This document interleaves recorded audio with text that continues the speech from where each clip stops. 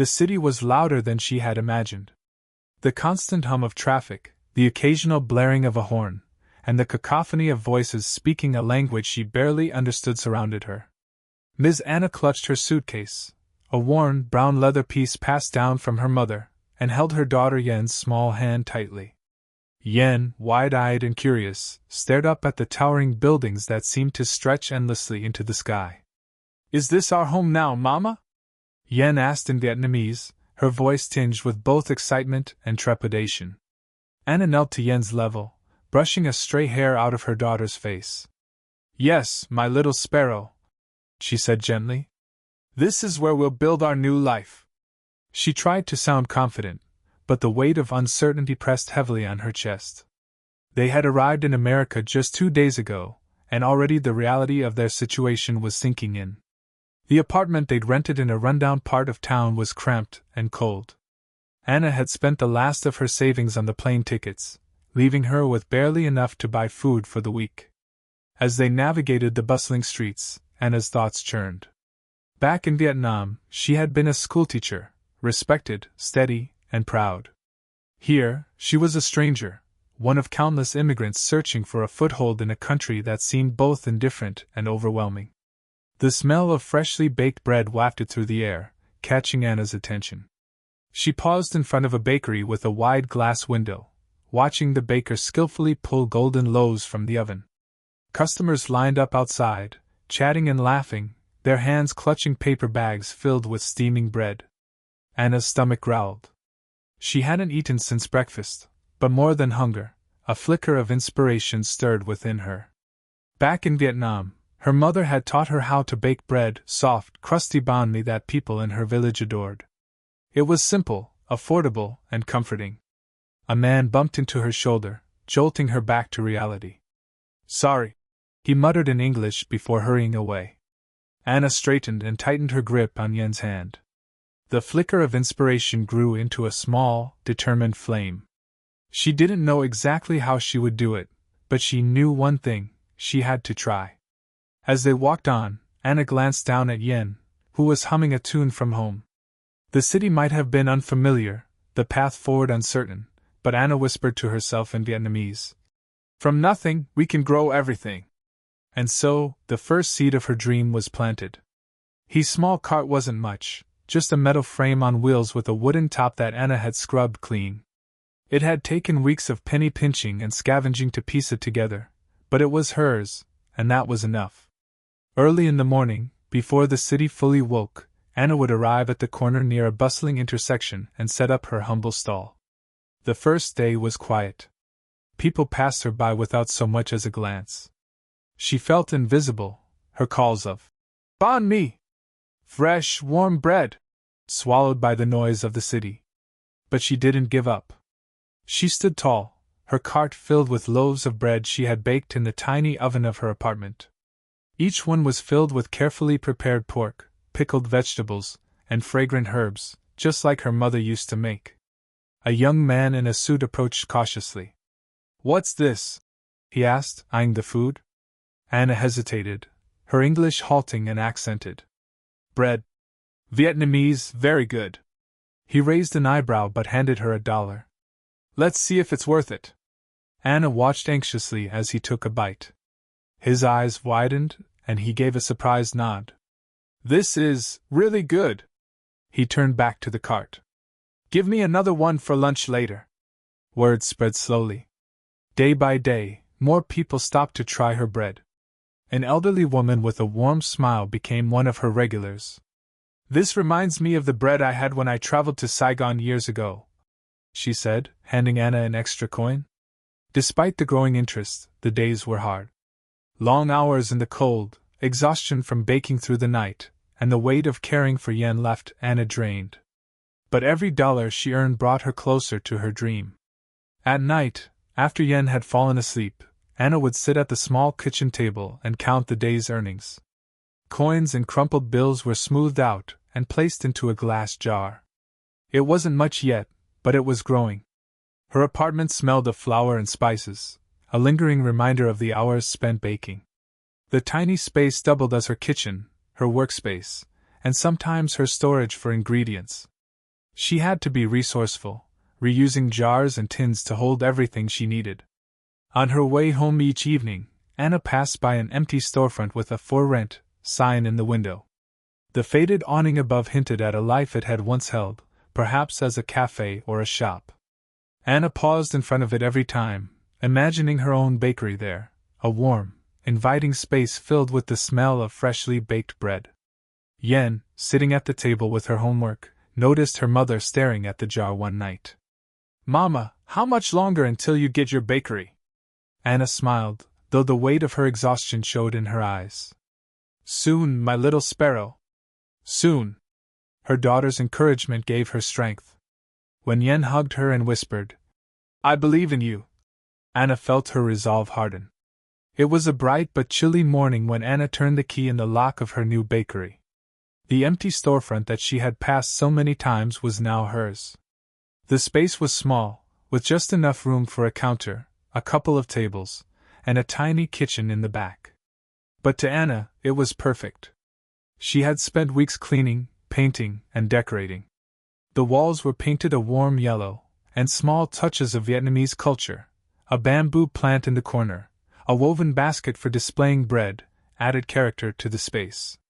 The name, written in bold letters on the window, read, "Anna's Banh Mi Bakery." Opening day was a whirlwind of nerves and excitement. Some of her regulars from the street corner came to support her, and their familiar faces brought comfort. New customers wandered in, drawn by the delicious aroma of fresh bread. A skeptical middle-aged man approached the counter, looking at the menu with a frown. "What's banh mi?" he asked. Anna smiled warmly. "Vietnamese sandwich. Very tasty, fresh bread, good flavors." He ordered one reluctantly, muttering something about giving it a try. Anna watched him from the counter as he bit into the sandwich. His eyes lit up, and a small grin tugged at his lips. This is incredible," he exclaimed, turning to the other customers in line. "You all have to try this." Anna's heart swelled with pride. By the end of the day, the bakery wasn't full, but it was far from empty. Yen had helped pass out menus to those walking by, her cheerful energy drawing in a few curious passers-by. As Anna cleaned the counter that evening, she looked around the bakery with a sense of accomplishment. This space, filled with the smell of warm bread and the chatter of happy customers, was her dream come true. The bakery grew busier with each passing week. Anna expanded her menu, introducing customers to other Vietnamese delicacies, pandan waffles, savory pâté chaud, and sweet mung bean pastries. She experimented with new recipes late at night, the tiny kitchen in the back of the bakery becoming her workshop. Word of mouth spread quickly, but the turning point came when a local food critic visited. Anna didn't know who the man was as she handed him a banh mi with her usual warm smile.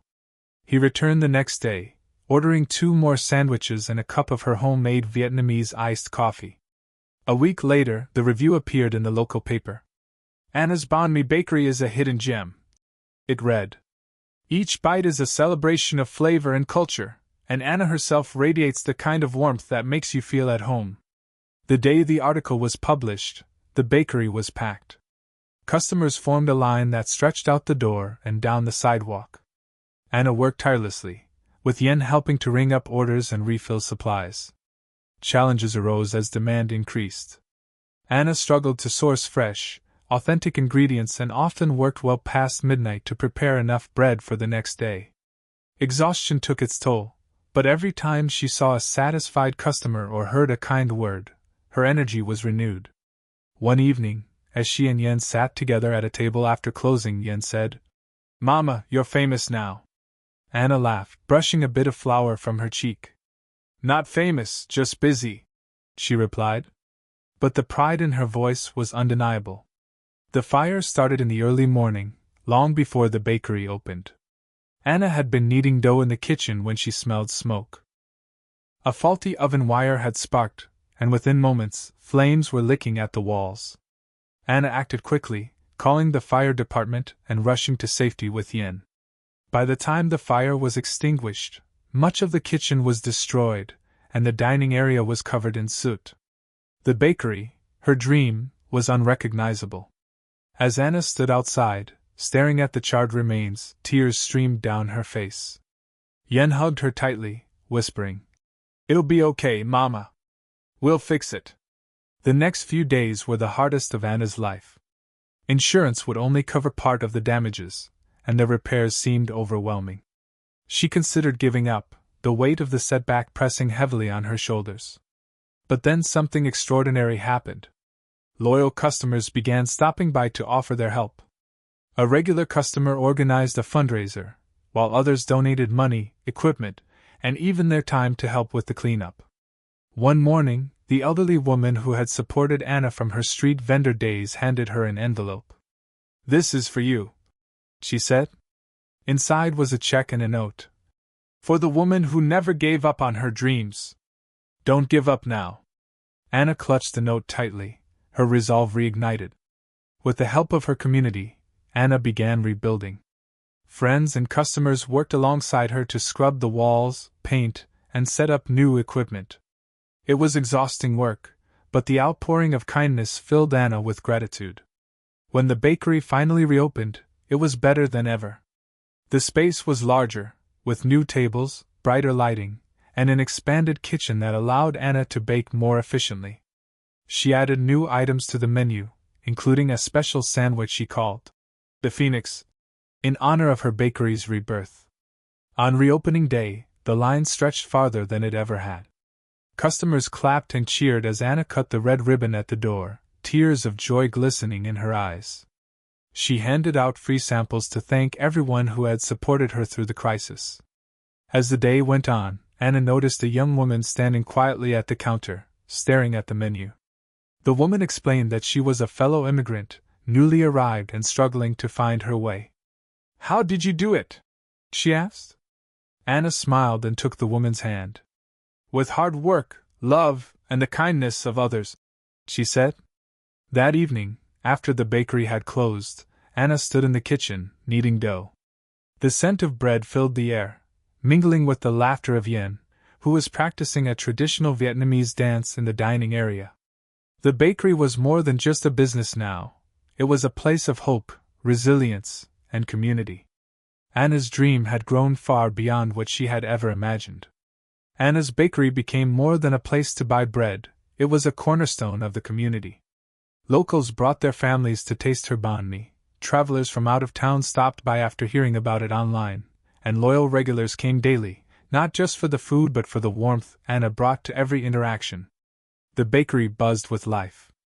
A small bulletin board near the entrance displayed pictures of happy customers and thank you notes, scribbled on napkins. A chalkboard announced weekly specials and events like Vietnamese Coffee Saturdays and Community Recipe Swap. One rainy afternoon, a young man entered the bakery, his clothes damp and his face weary. He approached the counter hesitantly, holding only a few coins. "I'm sorry I don't have much," he mumbled. "But I've heard about this place, and I really wanted to try it." Anna smiled warmly and handed him a banh mi. "No charge," she said. "Just enjoy." Tears welled up in his eyes as he thanked her. Moments like this reminded Anna why she had started the bakery in the first place, not just to build a business, but to share comfort and kindness with others. Meanwhile, Yan, now a college student, helped out on weekends and during holidays. She took pride in her mother's success and often joked, "This place is as famous as you now, Mama." Anna would laugh, shaking her head, but her smile betrayed her pride. To celebrate the bakery's anniversary, Anna decided to host a cultural event. A Taste of Vietnam. She transformed the bakery's modest outdoor area into a festive space adorned with lanterns, traditional fabrics, and a small stage. The aroma of fresh banh mi mingled with the scent of pho simmering in large pots. A table displayed Vietnamese desserts like cha and sesame balls, while another showcased traditional crafts. Local musicians played the dan bao and dan tran, their melodies transporting the crowd to Vietnam. Anna stood at the front, welcoming guests with her usual warmth. She shared the story of her journey, from selling bread on the street corner to becoming a bakery owner. Her words were simple but heartfelt, resonating with everyone present. "Food is a bridge," she said, her voice steady despite the emotions welling up inside her. "It connects us, no matter where we come from. I'm grateful to share a piece of my home with all of you." The event was a resounding success, drawing a diverse crowd from all over the city. Families danced, strangers shared tables, and everyone left with a deeper appreciation for Vietnamese culture and a full stomach. Late that night, after the last guest had left and the lanterns were dimmed, Anna sat at a table in her bakery, looking out the window at the quiet street. The city lights reflected softly on the glass, and the faint hum of traffic reminded her of the early days when she'd sold bread on a street corner, unsure of what the future would hold. Yen joined her, carrying 2 steaming cups of tea. "You did it, Mama," she said, her voice filled with pride. Anna sipped her tea and smiled. "We did it, Yen. This bakery is as much yours as it is mine. It's our story." The thought of Yen someday taking over the bakery filled Anna's heart with a bittersweet ache. She had built something lasting, something meaningful, not just for her family but for her community. The next morning, as dawn broke, Anna was back in the kitchen, kneading dough. The familiar rhythm of her hands pressing and folding was soothing. The scent of baking bread filled the air, a reminder of how far she had come. A new day awaited, filled with customers, stories, and the promise of more dreams to fulfill. As Anna worked, she whispered softly, "From nothing, we grow everything." And the bread kept rising, just like Anna's spirit.